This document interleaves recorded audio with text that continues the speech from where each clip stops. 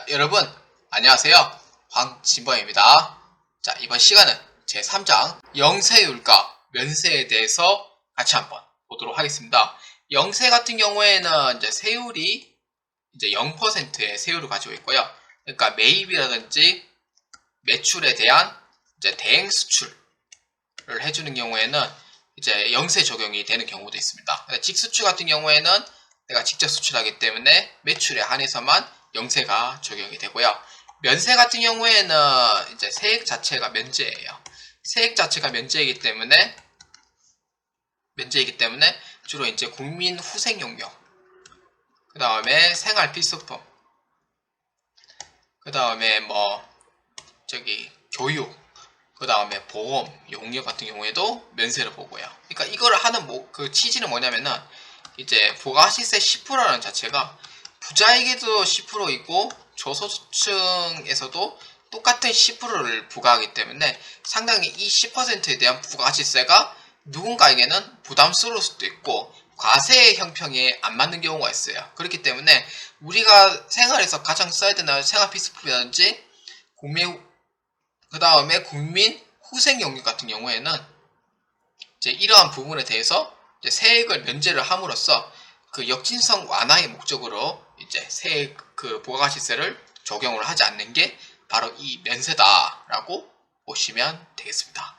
그래서 여러분들은 오늘 주 메인은 영세와 면세에 대한 부분이기 때문에 특히 이 영세와 면세에 대해서는 가장 중요한 부분이 많기 때문에 꼭 집중해서 들어주시길 바라겠습니다. 자, 최종 수업 목표는 영세와 면세에 대해서 설명할 수 있고요. 세부 수업 목표는 영세에 대하여 설명할 수 있고 면세에 대해서 설명할 수가 있다는 이제 수업 목표가 되겠습니다. 자, 이 영세와 면세에 대한 부분은 이론 문제에서도 이제 한 번씩 나오고요. 실무에서도 한 번씩 나오는데 전산세무회계 같은 경우에는 이제 신고서 작성을 하기 때문에 반드시 영세와 면세에 대한 구분은 필수적으로 아셔야 되고요. 그 다음에 TAT 치시는 분들은 신고서도 반드시 알고 계셔야 되고요.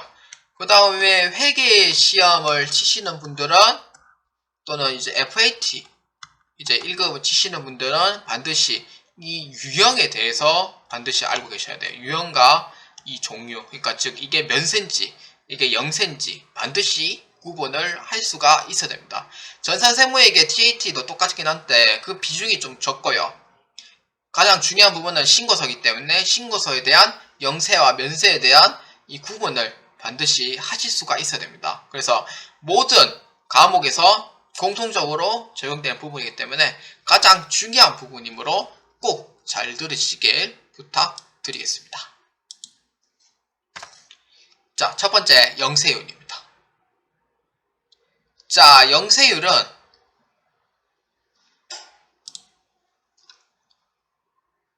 영세율입니다. 자, 영세율은 세율이 0%를 얘기합니다. 세율이 0이에요. 세율은 0%이기 때문에 그러니까 이거를 없다고 얘기하면 절대로 안 돼요. 없다고 얘기는 안 되고 면제라고 얘기하면은 절대로 안 됩니다. 세율은 0%라는 것에 존재를 하게 돼 있어요. 존재하는 거예요. 존재는 합니다. 존재를 하기 때문에 없다라고 얘기하면은 틀리고요. 면제라고 하면은 틀립니다. 그래서 이 두 개는 가장 중요하게 보셔야 됩니다. 영세율은 말 그대로 0%의 세율을 적용하고 있습니다.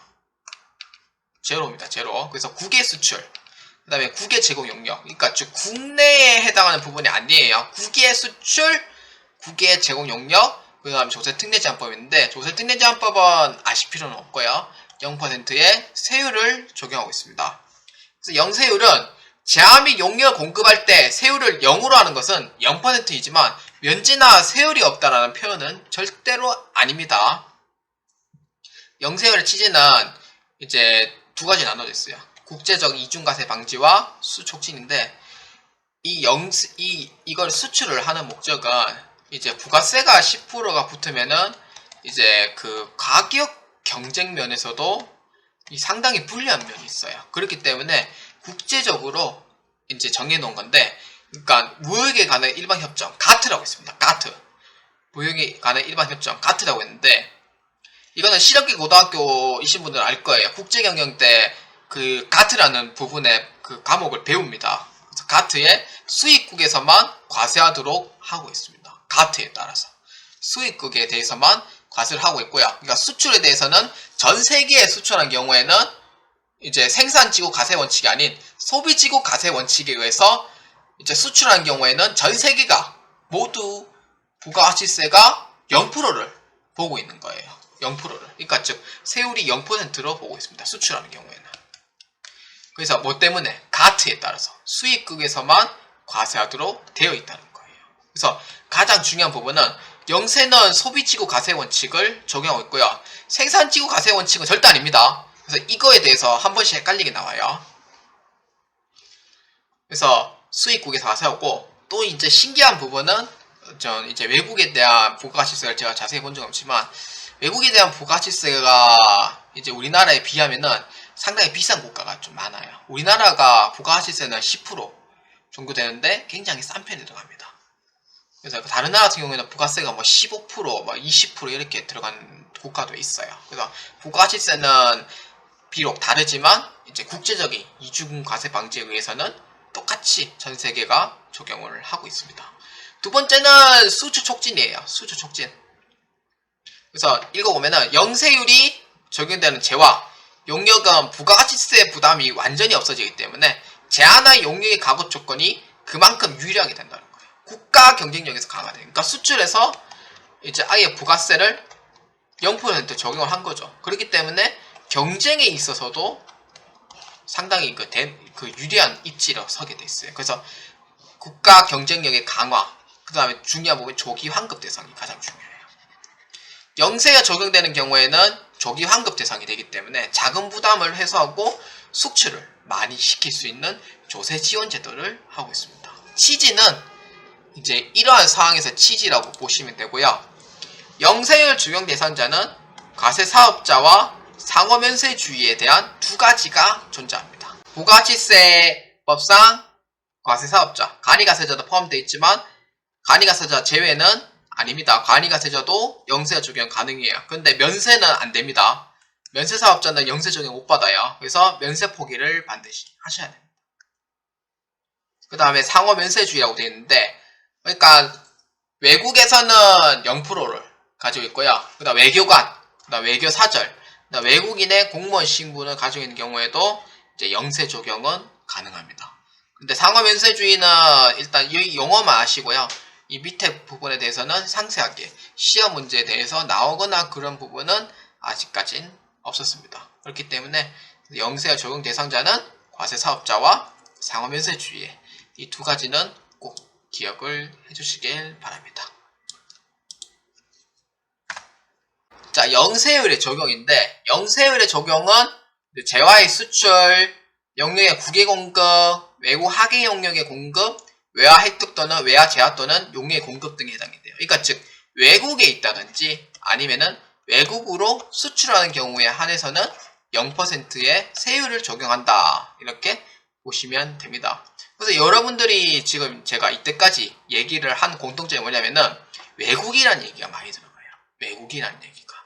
그래서 외국 수출이라는 얘기가 많이 들어가니까 외국 수출에 대해서는 0%의 세율을 적용하구나 라고 이해를 해주시면 됩니다.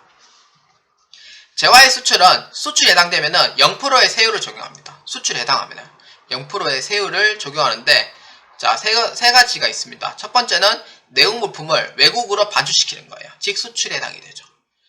중개 무역 방식의 거래 등 국내 사업장에서 계약의 대가 수령 등 거래가 이루어지는 것. 자, 세 번째 가장 중요합니다. 내국 신용장 또는 구매 확인서에 의한 재화를 공급하는 것. 대행 수출이에요. 대행 수출. 그래서 매출 전표에서는 영세율 전자세용계산서를 발행한다 라고 적혀 있어요. 가장 중요한 부분이고요. 1번, 2번 같은 경우에는 직수출에 해당이 돼요. 그래서 매출, 수출에 해당이 됩니다. 그 다음에 용역의 국외 공급, 그 다음 외국 항해 용역의 공급, 외화 혜택 재화의 용역의 공급, 그 다음에 조특법상 영세율이 있는데 조특법상 영세율은 굳이 아실 필요는 없어요. 뭐 옛날에 뭐 여스 엑스포도 적혀 있었고 그 다음에 2020년 수영대회, 이렇게 뭐 광주 수영대회, 뭐 이렇게 적혀 있는 것도 있었고, 뭐 이제 그러한 상황에서 이제 영세 적용한다고 되어 있지만, 시험에서는 그렇게 나오는 부분은 아니기 때문에, 그래서 이 메인의 머리 부분은 꼭 기억해 주셔야 돼요. 다음 주 영세의 적용에 대해서 아닌 것을 이렇게 물어보거든요. 그래서 이 머리 부분은 반드시 알고 계셔야 됩니다.